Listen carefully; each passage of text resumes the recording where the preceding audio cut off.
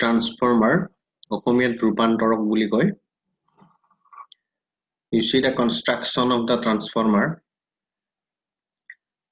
দুটা coil আছে.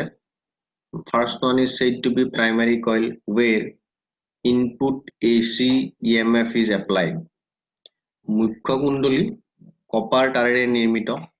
So একেদৰে গৌণ কুণ্ডলীও কপাৰ তাৰেৰে নিৰ্মিত। মুখ্য কুণ্ডলীত আমি ইনপুট AC বিভৱ ভেদ প্ৰয়োগ কৰিম আৰু গৌণ কুণ্ডলীত across loadৰ বিপৰীতে আউটপুট বিভৱ ভেদ পাম। প্ৰথম কথা হ'ল transformer works on AC only. ট্ৰান্সফৰ্মাৰে সদায় AC তে কাম কৰিব, DC ত কাম নকৰে। The main function of transformer, it is a converter ক'ৰ পৰা ক'লৈ AC to AC only. Remember the word. AC AC লৈ convert কৰে। তো তেতিয়া হ'লে what is the need of transformer? Transformer বা ৰূপান্তৰক আমাক কিয় লাগে? AC যদি AC হৈয়ে থাকে, but say 500 volt is supplied. আমি 500 ভোল্টৰ AC পাই আছো, but we need only 220 volt. কি কৰিম আমি? বাকিখিনি filter out কৰিব লাগিব. That means we have to decrease 500 to 220. So for that you have to use transformer. Or say suppose আমি কেতিয়াবা ভ্যালুটো বঢ়াব লগা হয়, step up কৰিব লগা হয়, say 220 500 কৰিব লাগে। So কি কৰিব লাগিব? We have to use transformer. So it convert AC to AC, but it changes the magnitude. মানটো কম বেছি কৰি দিয়ে যেনেকে লাগে। তো বেছিৰ পৰা কম হলে step down, কমৰ পৰা বেছি হলে step up. তো step upক বিবৰ্ধক বুলি কয় অসমীয়াত, step down হলে হ্ৰাসক ৰূপান্তৰ। Now what is the main principle? Okay, in the construction part again you see the frame is of iron. Iron core বুলি কয় এটো, iron মজ্জা। What is the principle, working principle of transformer? You see it based on electromagnetic induction. The main principle is EMI, electromagnetic বিদ্যুৎ চুম্বকীয় আবেশ, electromagnetic induction. That means when AC EMF is applied in the primary coil, flux generated due to Faraday's law, flux generated from the primary coil with the help of this iron core or due to the iron core, the fluxes say almost 100%. There is a very small amount of loss to the surrounding, but almost 100% flux due to this iron core linked to the secondary coil. AC পৰিৱৰ্তী বিদ্যুৎ বিভৱৰ বাবে মুখ্য কুণ্ডলীত কি হ'ব?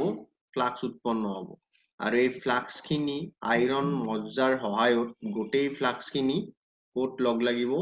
It linked to the secondary coil. মুখ্য কুণ্ডলীৰ লগত সংযোগ হৈ যাব।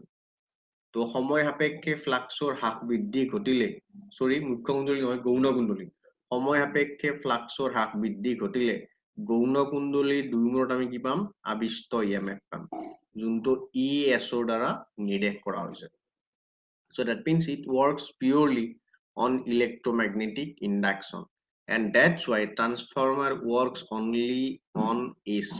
ই কেতিয়াও DC ত কাম নকৰে, কাৰণ DC apply কৰিলে আমি যদি ইনপুটত DC ব্যাটাৰি apply কৰো, then from the primary EMF constant amount of flux will be generated. ধ্ৰুৱক পৰিমাণৰ ফ্লাক্স ইয়াৰ পৰা ওলাই যাব। তো ধ্ৰুৱক পৰিমাণৰ ফ্লাক্স যদি সেকেন্ডাৰী কইলত লিংক হয়, তেতিয়া আমি EMF নাপাও, কাৰণ ফ্লাক্সৰ হ্ৰাস বৃদ্ধি ঘটিলেহে আবিষ্ট বিদ্যুৎ চালক বলৰ সৃষ্টি হ'ব। তো ডিসিৰ কাৰণে ফ্লাক্সৰ হ্ৰাস বৃদ্ধি নঘটে, আমি কনস্ট্যান্ট এমাউন্টৰ ফ্লাক্স পাই থাকিম। সো সেই কাৰণে ট্ৰান্সফৰ্মাৰ ডিসিত কাম কৰিব নোৱাৰে। Now go to the theory parts. Very simple. So according to Faraday-Lenz law, EP EMF in the primary coil is equal to minus NP. NP whole number of turns in the primary coil, d phi by dt. So this is equation number 1. So across the secondary, the EMF is ES secondary. Secondary coil pakor সংখ্যা NS, যেহেতু ফ্লাক্সৰ পৰিমাণটো almost same থাকিব, so d phi by dt. So from equation 1 and 2 it is clear, ES by EP, equation 2 divide equation 1 কৰিলে NS by NP, and this is known as turns ratio K, বা ৰূপান্তৰ অনুপাত বা পাক সংখ্যাৰ অনুপাত K বুলি কয়. So K simply নামটো লিখি দিছো ইয়াতে, transformation ratio,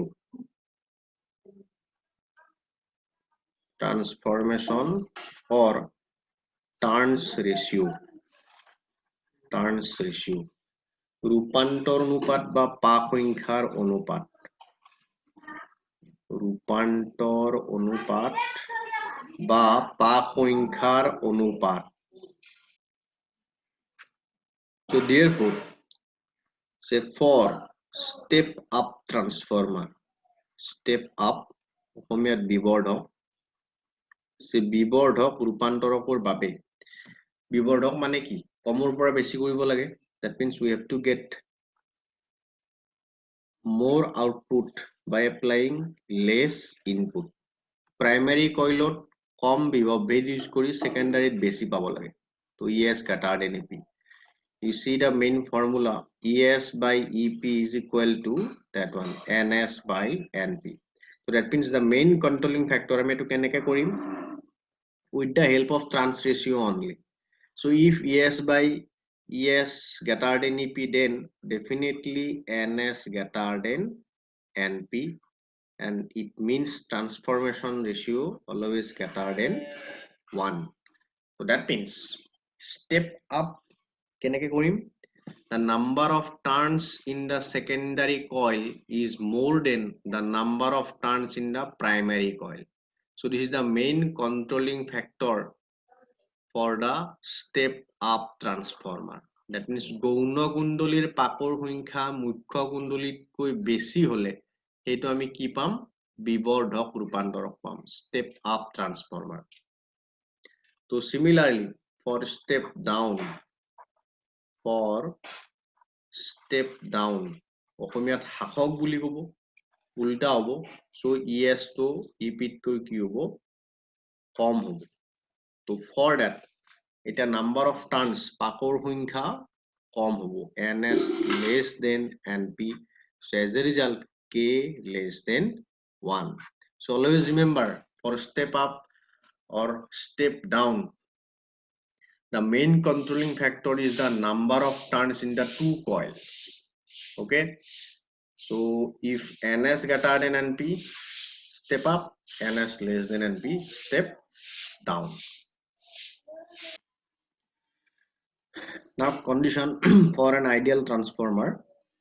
So for an ideal transformer means no loss of power, input power is equal to output power. So not only for transformer, for all electrical or mechanical device, ideal means no loss of power, input power is equal to output power.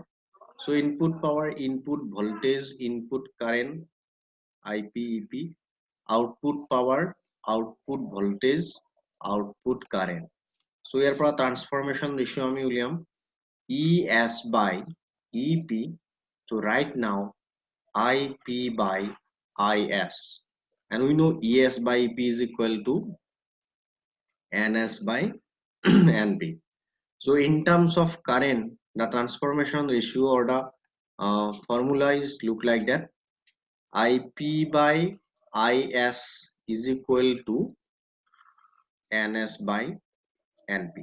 So that means in step up transformer, right now in step up transformer we know K greater than 1, right now ES greater than EP, but in terms of current IP greater than IS.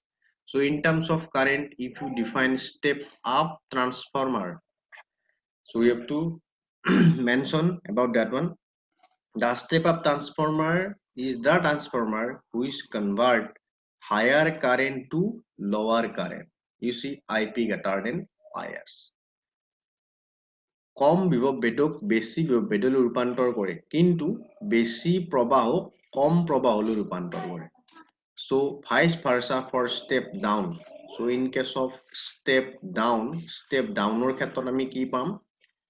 IP greater than IS.